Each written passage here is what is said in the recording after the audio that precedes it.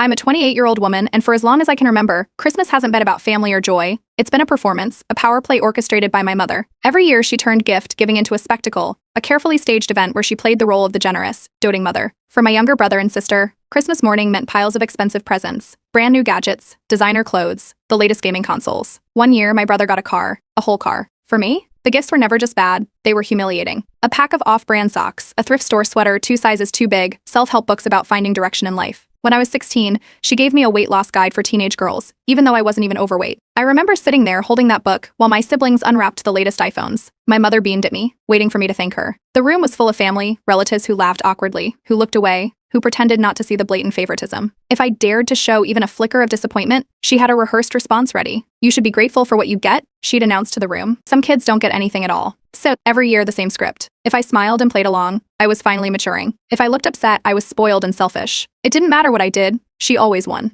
My dad never stepped in. He'd sit there, sipping his coffee, telling me later not to take it personally. The second I turned 18, I started building my escape. I took extra shifts at work, saved every penny, and moved out the moment I had enough to rent a small apartment. I stopped going home for Christmas, citing work, or travel plans. It took a few years, but eventually I carved out a life for myself. A career, a place of my own, a sense of peace. Then came the guilt trips. "You're ruining the family," my mother would say over the phone. "Your siblings miss you. Do you really want to break us apart like this?" It took a while, but she wore me down. I convinced myself that maybe, after all these years, things had changed. Maybe she had changed. I agreed to come home for Christmas. That year was a mistake. The decorations were the same as always, twinkling lights, a towering tree, a table stacked with expensive gifts. My mother greeted me with a smile that didn't reach her eyes. The gifts were handed out, one by one. My sister got a designer purse, my brother a top-of-the-line laptop. When it was my turn, my mother handed me a single envelope, a wide grin on her face. I opened it. Inside was a printed-out list, life tips for late bloomers. Certain lines had been highlighted, advice about better money management and taking responsibility for your future. I stared at the paper, then looked up. My mother was watching, waiting. I didn't react. I smiled, tucked the paper back into the envelope, and thanked her.